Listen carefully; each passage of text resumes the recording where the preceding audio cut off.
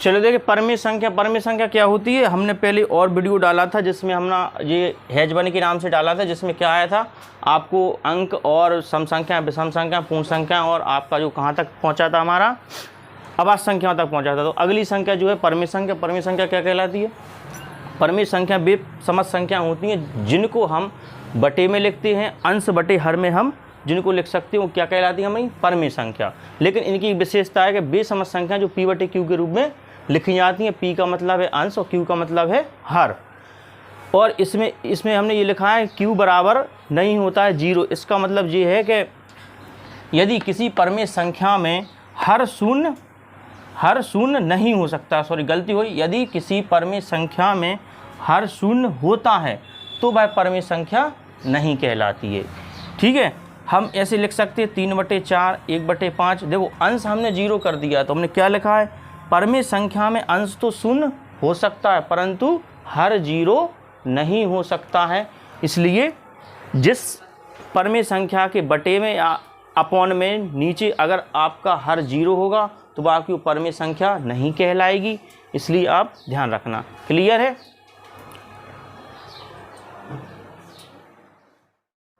हाँ, तो देखिए अभी हमने क्या बताया था आपको? परमेय संख्या। तो परमेय संख्याओं के बारे में हम बता चुके। आगे देखें परमेय संख्या पर कुछ महत्वपूर्ण बिंदु। तो कुछ महत्वपूर्ण बिंदु क्या हैं कि शून्य एक परमेय संख्या है। क्यों?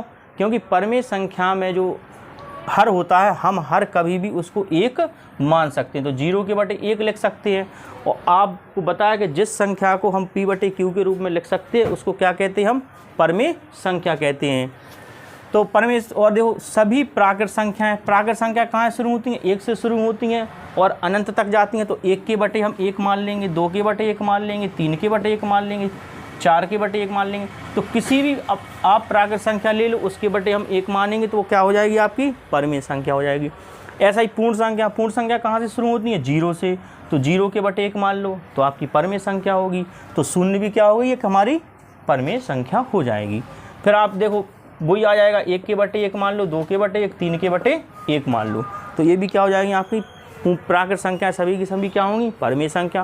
पूर्ण संख्या सभी की सभी क्या होंगी? परमेय संख्या। सम संख्या सभी की सभी क्या होंगी? परमेय संख्या। विषम संख्या भी सभी परमेय संख्या मानी जाती हैं। और सभी अभाज्य संख्या परमेय संख्या और सभी भाज्य संख्या भी सभी परमेय संख्या। क्योंकि इन सभी संख्याओं में हम हर माने बटे में 1 लिख सकते हैं। और जब किसी संख्या में हर 1 मान लिया जाता है तो वह संख्या परमेय संख्या बन जाती है। जैसे उदाहरण में ले लें आप 0/1, 2/1, 3/1। तो 2 भी एक आपकी अभाज्य संख्या और सम संख्या, तो इसके बटे हम 1 मान लिया तो सम संख्या भी आपकी क्या हो जाएंगी? परमेय संख्या। अभाज्य संख्या भी क्या हो जाएंगी? आपकी परमेय संख्या। और 3 क्या है? आपकी विषम संख्या है और आपकी अभाज्य संख्या भी है। 7 देख लो और 10 देख लो। 10 क्या है? आपकी सम संख्या, उसके बटे भी 1 मान लिया। समझ में आ रहा है?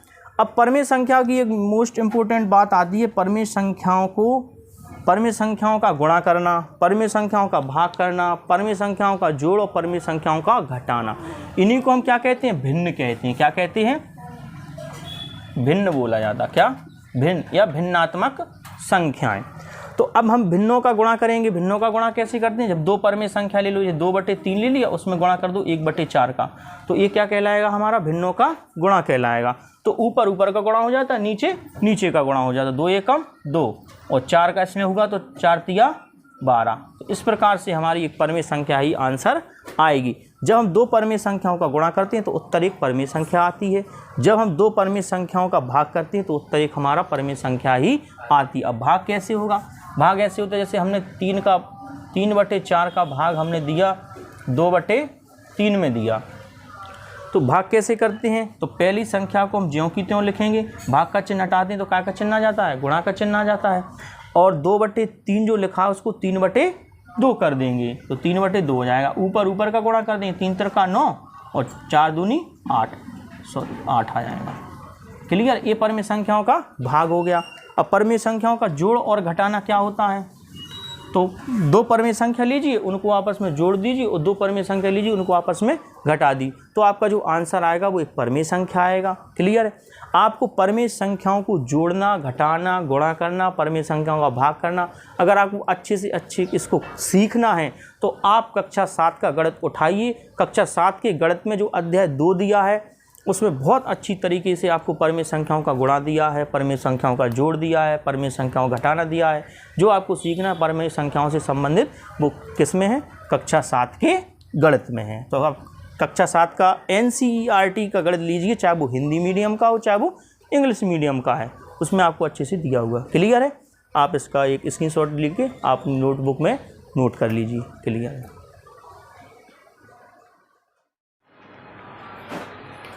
चलो देखिए, परमेय संख्या क्या होती है। हमने पहले और वीडियो डाला था जिसमें हमने ये हैजबनी के नाम से डाला था, जिसमें क्या आया था, आपको अंक और सम संख्या, विषम संख्या, पूर्ण संख्या और आपका जो कहाँ तक पहुँचा था, हमारा अभाज्य संख्या तक पहुँचा था। तो अगली संख्या जो है परमेय संख्या क्या कहलाती है? परमेय संख्या वे समस्त संख्या होती हैं जिनको हम बटे में लिखते हैं, अंश बटे हर में हम जिनको लिख सकते हो, क्या कहलाती है हमारी? परमेय संख्या। लेकिन इनकी विशेषता है कि वे समस्त संख्या जो P बटे Q के रूप में लिखी जाती हैं। P का मतलब है अंश और Q का मतलब है हर।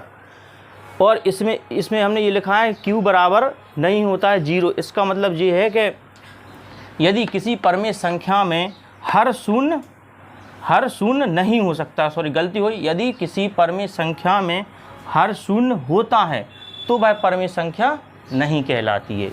ठीक है? हम ऐसे लिख सकते हैं 3/4, 1/5। देखो अंश हमने 0 कर दिया, तो हमने क्या लिखा है? परमेय संख्या में अंश तो शून्य हो सकता है परंतु हर 0 नहीं हो सकता है।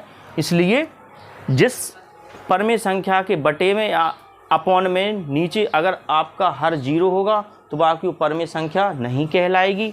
इसलिए आप ध्यान रखना। क्लियर है?